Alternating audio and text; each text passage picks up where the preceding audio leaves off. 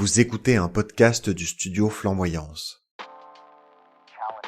Salut, on n'avait pas encore choisi le nom du podcast à ce moment, donc ne faites pas attention quand on fait référence à Inside Studio Flamboyance. On parle bien sûr de profession podcasteur. Bonne écoute. Bonjour à tous et bienvenue dans l'épisode numéro 3 d'Inside Studio Flamboyance. Bonjour.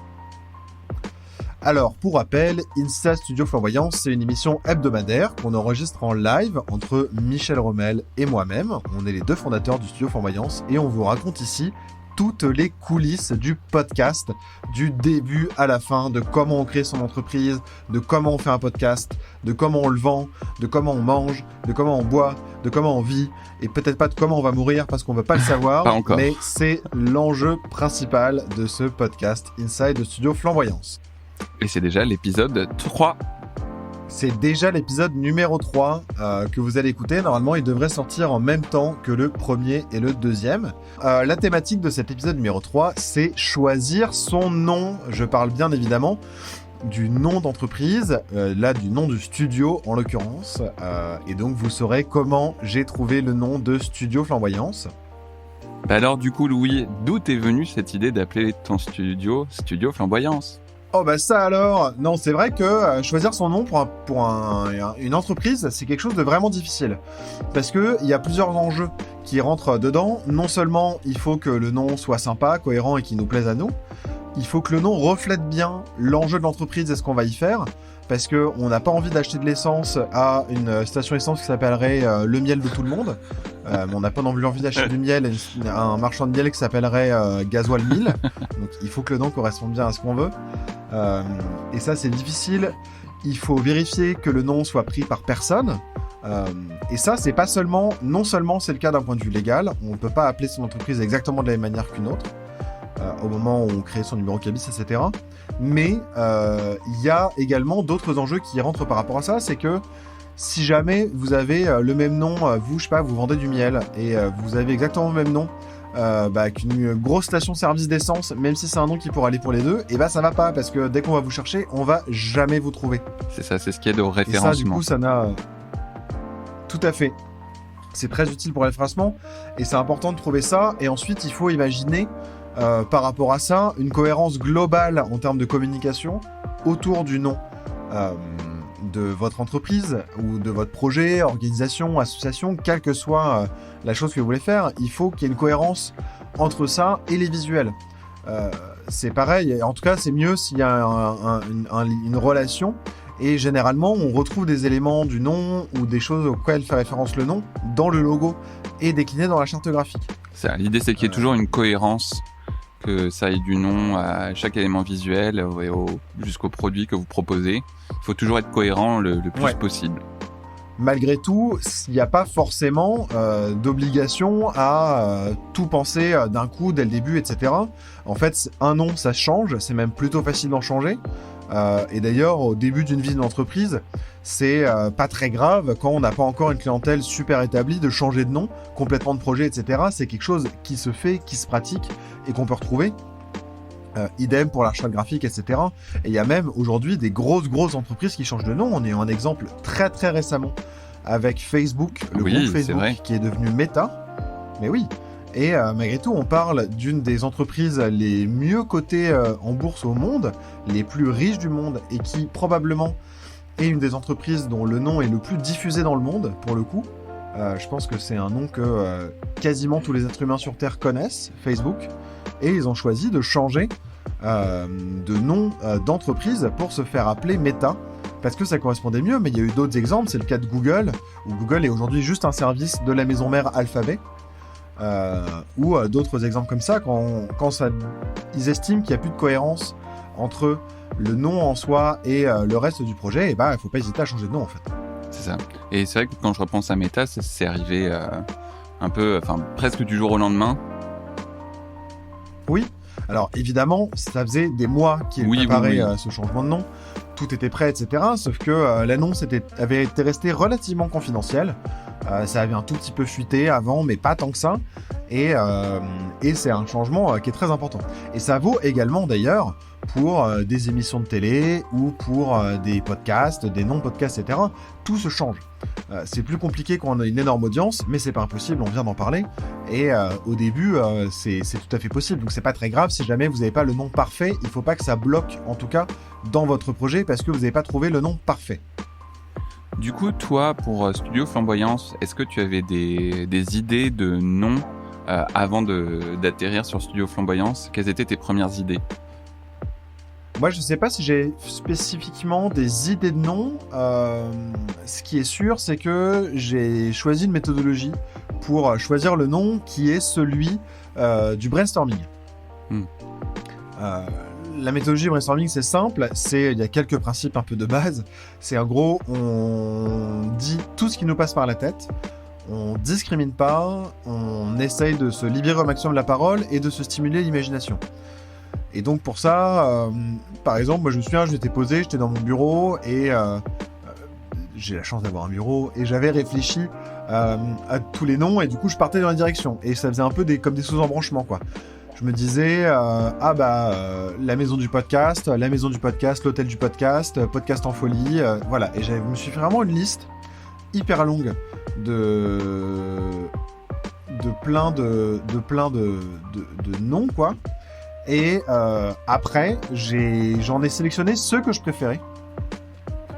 Je me suis fait un petit tour comme ça. À la fin, il en restait 5-6 de ceux que j'aimais. Et j'ai proposé après à des gens autour de moi, notamment à mon futur mari, mais également à des amis, dont Michel, à ce moment-là. Et oui. D'être questionné par rapport au nom. Non, je dis et oui. Et oui.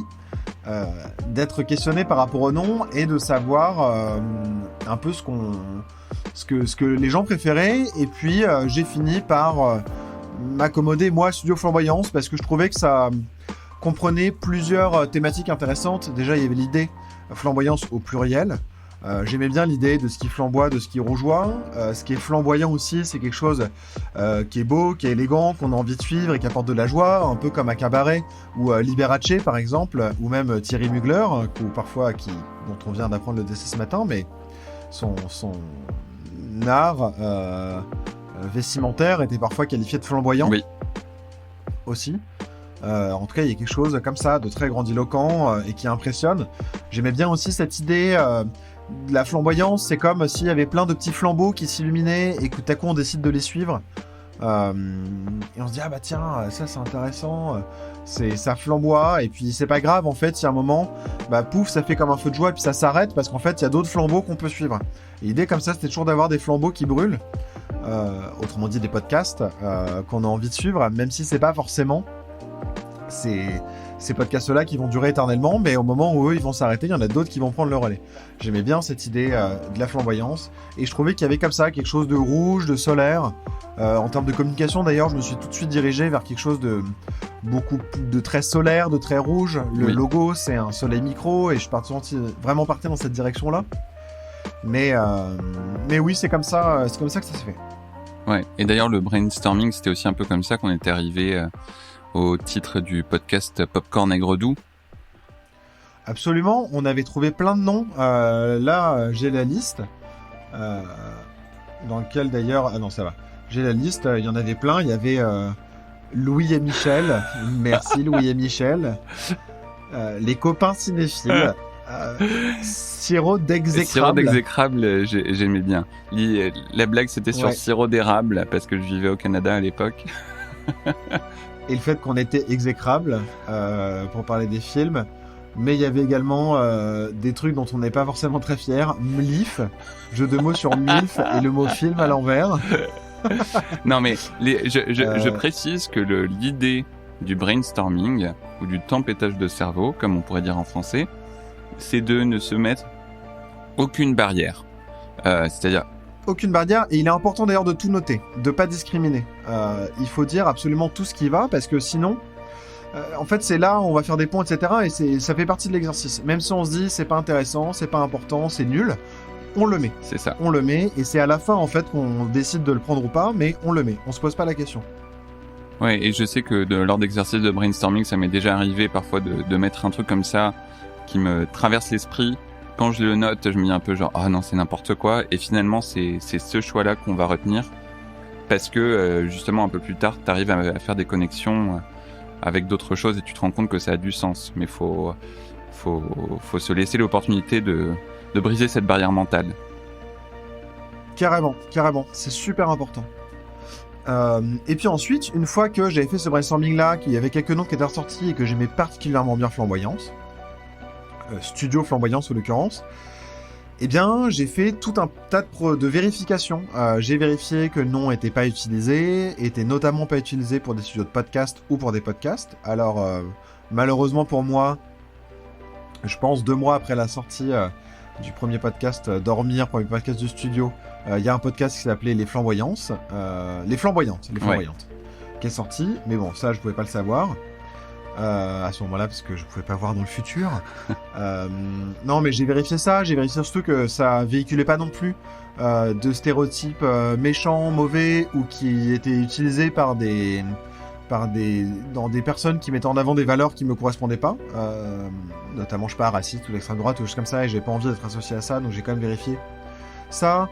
J'ai vérifié également juste par précaution en anglais si ça véhiculait pas aussi ce genre de choses, parce que parfois on peut avoir des mauvaises surprises, oui. Et c'est mieux de s'y préparer. Ça veut pas forcément dire que j'aurais pas pris le nom, mais en tout cas je m'y serais préparé.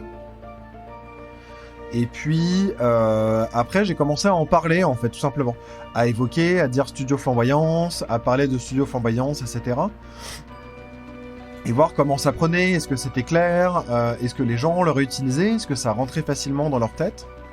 Et d'ailleurs ça a été le cas, donc je suis très content parce que c'est un exercice qui m'a permis vraiment de confirmer le fait que le nom du studio il rentrait bien, et d'utiliser un peu comme ça, de redire à des copains que je voyais pas forcément souvent, de leur dire une fois, et puis 2-3 semaines après quand je les revoyais, de juste parler du studio Flamboyance et de voir s'ils avaient retenu le nom, etc. ou pas. Et pour la plupart c'était le cas, et donc ça c'est cool. Qu'est-ce que j'ai fait d'autre? Et puis après il y a une grosse étape par laquelle je suis passé, une grosse étape de réflexion qui s'est faite pendant la communication et l'établissement de la charte graphique. C'est de réfléchir aux différents formats du nom. Parce que même si le studio s'appelle le Studio Flamboyance, c'est le nom complet, et bien que l'entreprise soit pas techniquement créée, je pense que c'est le nom qu'on utilisera au complet comme ça, le Studio Flamboyance, ou Studio Flamboyance en tout cas pour nom d'entreprise officielle. Fallait que je réfléchisse à... c'est quand même assez long, c'est en 2 mots, c'est pas toujours simple, ni à écrire, ni à retenir. Et donc je cherchais comme ça une manière de le montrer. Je me disais pour les mails par exemple, si je fais louis.durufle@studioflamboyance.fr, c'est gigalong. Oui. Et donc j'en suis venu comme ça à réfléchir, à poser la question, qu'est-ce qui est le plus simple, qu'est-ce qui est le mieux, est-ce qu'il vaut mieux Studio Flamboyance, est-ce qu'il vaut mieux Flamboyance tout court, quitte à perdre parfois des personnes parce que c'est trop court ou que ça correspond plus parce qu'on perd dedans le mot studio. Il fallait que je vérifie également la disponibilité de ces noms-là pour les noms de domaine de site internet. Vous savez, ce qui est écrit avant .fr ou .com. Fallait que je m'assure que studioflamboyance.fr, studioflamboyance.com, flamboyance.fr, flamboyance.com, ça existe. Et d'ailleurs, il y a un des noms qui était déjà pris, c'est flamboyance.com. Oui, c'était le truc d'immobilier là. Ouais, qui existe encore, et en fait, il existe toujours, et je peux pas l'utiliser. Malgré tout, aujourd'hui, le site c'est flamboyance.fr. Si on tape dessus, on le trouve. Si on tape flamboyance.com, on sait pour ça tout de suite que c'est un mauvais truc, donc c'est pas très gênant parce qu'on se dit bon bah j'ai dû faire une erreur. Et par contre, studioflamboyance.com et studioflamboyance.fr, eux fonctionnent et redirigent vers le site internet. En tout cas, c'est une question que j'ai dû me poser et qui était comme quoi ça a quand même pas mal bougé depuis quoi. Et c'est pareil pour les noms des podcasts d'ailleurs. On parlait au tout début que c'est possible de changer son nom par la suite, mais c'est quelque chose que nous on envisage pour certains podcasts, où parfois le nom il peut être difficile à retenir, ou il peut être difficile à trouver, ou tout simplement il est trop générique. Moi j'ai ce problème là avec le podcast Dormir, même si je l'aime beaucoup. Quand on tape Dormir sur une application de podcast, il apparaît bien après parce qu'il y a notamment des podcasts sud-américains qui sont très bien référencés et qui ont beaucoup d'auditeurs, ou en langue espagnole, qu'il soit sud-américain ou espagnol, parce que dormir c'est le même mot en français et en espagnol, ça s'écrit de la même manière, et c'est pas si simple que ça du coup de tomber dessus. Et donc c'est quelque chose en tout cas auquel je réfléchis, peut-être pour le podcast Dormir, je sais qu'on en a parlé aussi pour d'autres projets. Et c'est des choses en tout cas qu'on se pose à l'avenir, mais c'était un peu voilà comme ça nous on a trouvé notre nom, et c'est un peu les conseils que je donnerais pour vous trouver votre nom, c'est d'être bien vigilant, de bien y réfléchir, de pas hésiter à passer par une méthodologie qui est claire et qui est celle du brainstorming. En fait, c'est une méthode qui est super utile pour plein de choses, mais quand il s'agit comme ça de partir dans plein de directions, c'est vraiment très utile. Et encore une fois, les règles du brainstorming, c'est de dire tout ce qui nous passe par la tête, absolument tout ce qui nous passe par la tête, sans discriminer, c'est-à-dire qu'on dit pas ça c'est nul, je le mets pas. Non, quoi que ce soit, on l'écrit. Et de faire, si jamais on est un peu bloqué, des exercices pour stimuler son imagination. De se dire, tiens, par exemple, si j'étais un podcast sur des boulangeries, je m'appellerais comment ? Et là, je réfléchis, je me dis, ah ouais, ça pourrait être cool, et ci et ça. Et si je devais faire ça sur la Lune, ce serait comment ? Ou j'en sais rien, mais c'est juste des choses pour stimuler l'imagination et provoquer pour lancer la machine, en fait, à réflexion et à imagination. Et je dirais qu'à la fin... Et je dirais qu'à la fin, lorsque tu as justement cette liste de brainstorming, c'est important de prendre le temps et un peu le recul, de se dire à la fois qu'est-ce qui a du sens et de la cohérence pour ce que je veux faire et ce que je veux vendre ou proposer, et aussi ce qui parle à mon cœur, parce que ce nom, vous allez devoir le porter et le défendre tout au long de votre aventure d'entrepreneur ou de podcasteur. Donc faut que ce soit quelque chose qui ait du sens pour vous, tu vois. J'aime bien ton histoire. Il faut que ça ait du sens pour vous, il faut que vous l'aimiez, il faut que vous allez le dire, mais 50 fois par jour, et parfois plus encore. Vous allez le répéter à l'envi, et il y a des gens qui retiendront mieux le nom de votre entreprise que votre nom à vous. C'est vraiment quelque chose de... Faut l'aimer. Mais d'ailleurs, c'est marrant, tu dis ça. L'autre jour, on allait à un événement tous les deux, et la personne disait qu'elle connaissait pas mon nom de famille, donc elle m'a inscrit sous Michel Flamboyance. Et c'est clair, non mais comme quoi, du coup, on le retient bien et que ça marche bien, quoi. Voilà. C'est pour conclure, c'est un peu ce qu'on vous conseille. Il y a également plein de ressources sur Internet. On en mettra également sur le site un ou deux liens qui peuvent être utiles pour un peu toute la checklist quand on décide de faire son nom. Et puis, on va pouvoir passer à la conclusion de cet épisode. Merci en tout cas, merci de nous avoir suivis, merci d'avoir écouté ce 3e épisode d'Inside Studio Flamboyance. N'oubliez pas de vous abonner à la page Facebook et au compte Instagram du podcast. On est également présent sur Twitter et sur YouTube où vous pouvez retrouver tous les épisodes. Ne ratez pas non plus nos autres podcasts que sont le podcast Dormir, où on parle de sommeil, le podcast Matrimoine où on explore la transmission opérée par les femmes dans le nord de la France, et le podcast Popcorn et Gros Doux où on aborde des sujets de société en parlant de films également avec Michel. Voilà, et parler de Studio Flamboyance et de ces podcasts autour de vous, ça nous aide grandement. Ça nous aide vraiment beaucoup. Et à lundi prochain. Allez, à bientôt.